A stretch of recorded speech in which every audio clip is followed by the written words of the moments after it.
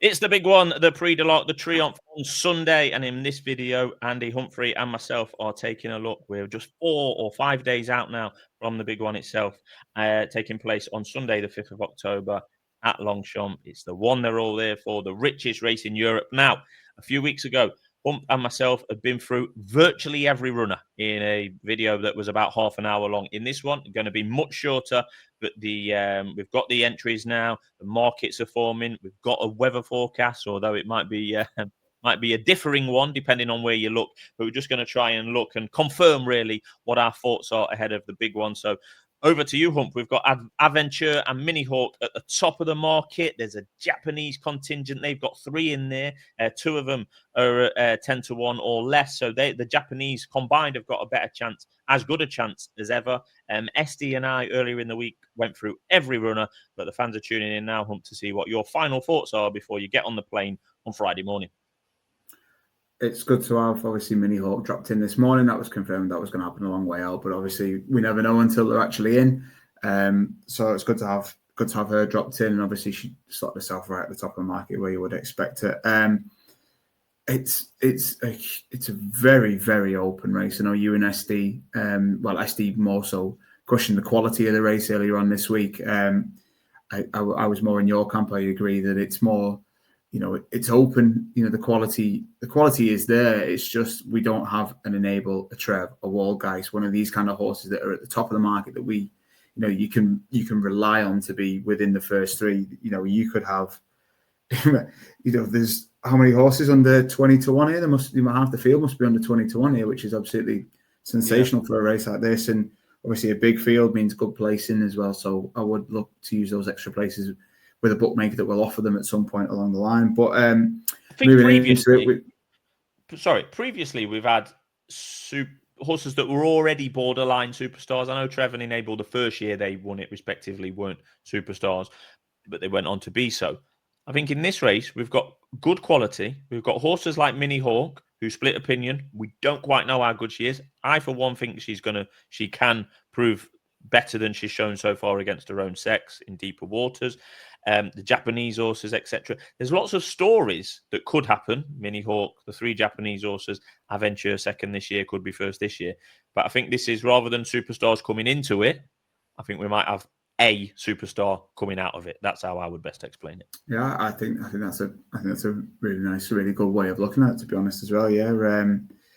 Look, I know we went back to if we go back to the original video that we had, obviously we made a case for Lefard, and obviously it's still a bit of a wild price. The forecast has been in, out, and I've lost complete track of where we're up to. Like we said earlier, there was 14 millimeters that were going to fall on Monday. There was 40 yesterday. There could be 4 come Wednesday, and we don't know where we're going to be with the ground. So realistically, the ground changes quite a lot of it, really. So you see the Japanese horses, obviously. There's a sea of red for those Japanese horses today. No more so than sort of Quad and All Byzantine, those kind of ones. They just don't want it. They don't want it. Kalpana, she was one of the latest ones. She was one of the final ones to be put, to be confirmed at this stage today. We were sort of up in the air about, was she actually going to be in the race? Was she not going to be in the race? Obviously, the rain has probably put paid to that as well. Strange, very much so, as people have seen today.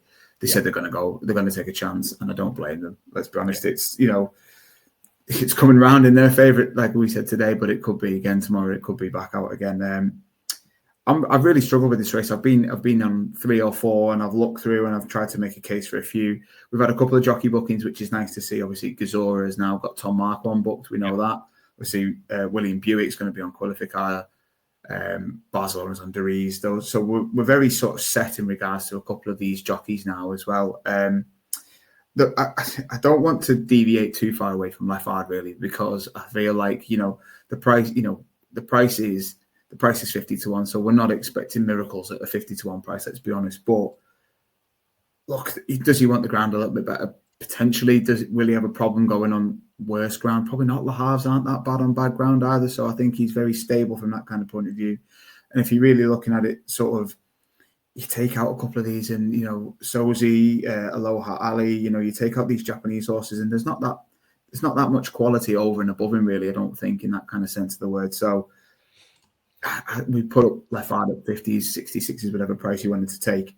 I don't think I don't think I'll be deviating too far away from that. If I was to have a bet at the front end of the market, I think I probably would rather be with Mini Hawk than Aventura. Yeah, I think those playing at the front of the market have got the choice to make, like you say, between Aventura and Mini Hawk. They're a very similar price. Both fillies, Mini Hawk, the 3-year-old, Aventura, the 4-year-old, etc., etc. You know the story there. But I gave Hump the credit earlier in the week when we last caught up. I'd not even considered Lefard. It was about a month ago. You and I, after trials, that maybe less, 3 weeks ago, after trials day, we called up, and yeah, you highlighted Lefard to me. I went away, watched the replay. You were bang right. I backed it then at 66.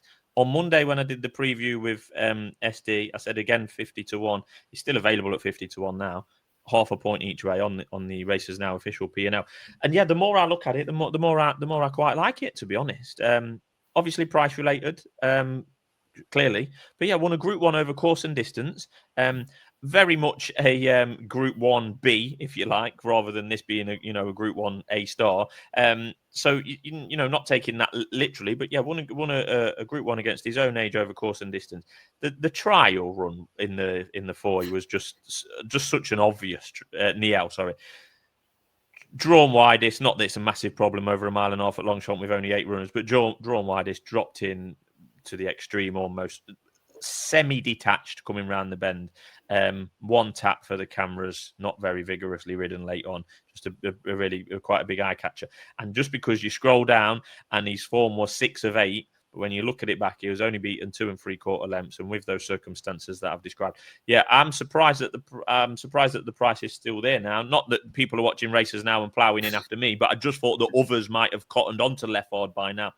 I thought he'd be a market mover this week. He still might be. I think all grounds that aren't extreme either way, as you said, are fair to him. So yeah, I think he's still very decent value at the moment as we speak. I put Calpana up at 10-1 after the King George earlier in the week when it looked like it was going to be on the quicker side.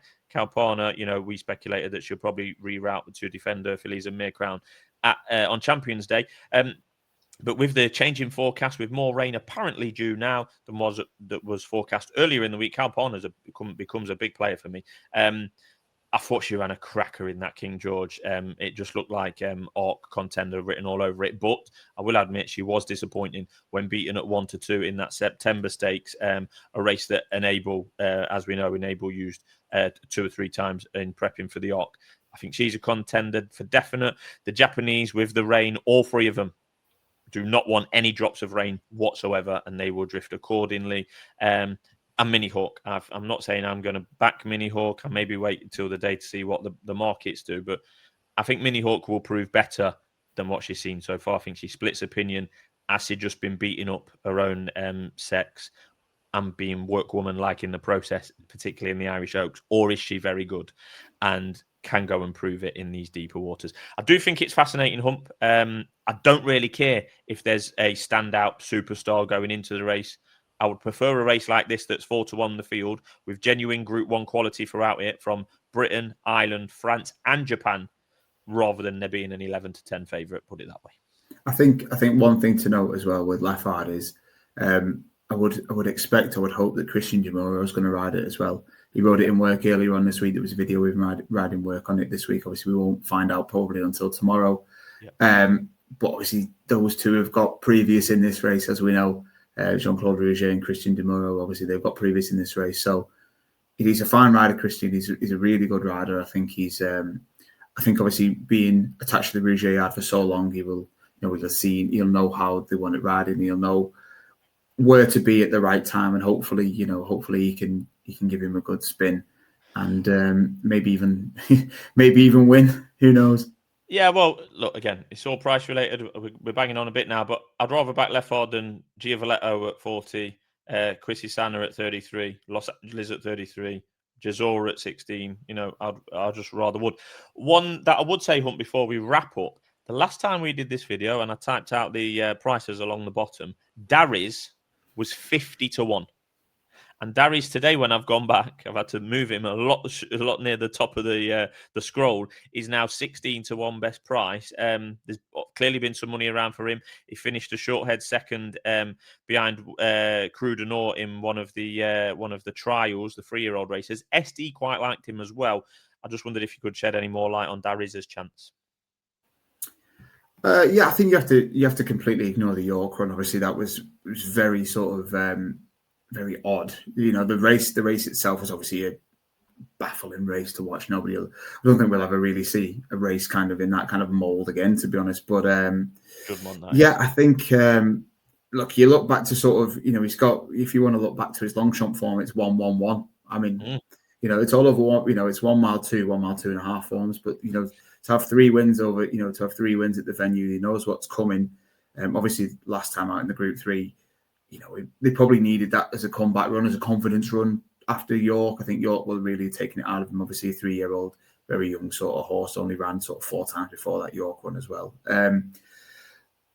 Yeah, I think, look, if we look back to, he beat a horse that I was fairly well involved with for Sinileo and Bay City Roller. And obviously, we know that Bay City Roller has been, you know, what ratings Bay City Roller, sort of 110, something along those kind of lines. And obviously that kind of brings in Qualificar as well. And they're reasonably around the same kind of price, the reason Qualificar. But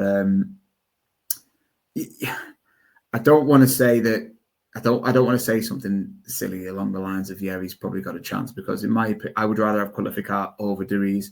Again, that's from an Andre Farb point of view. That's from a William Buick point of view. People necessarily don't live on jockeys, die on jockeys, but I would definitely rather have William Buick than Mikel Barcelona as a jockey. And to a point, I would rather have sort of Andre Farb over Graffard. Both of them are fantastic trainers. Both of them, you know, are superstars, world beaters. You know, you'll never, you know, French racing is based around those two at this moment in time, as we know. Yep. But yeah, I'm just a bit sort of on the fence with Duriz. You know, it's 2 races without a win now for Duriz. So I don't know, you know, if he wants to, this would be some bounce back if he can come back and win, you know, off 2 losses and come out, you know, bounce back and win this race. So, yeah, not for me.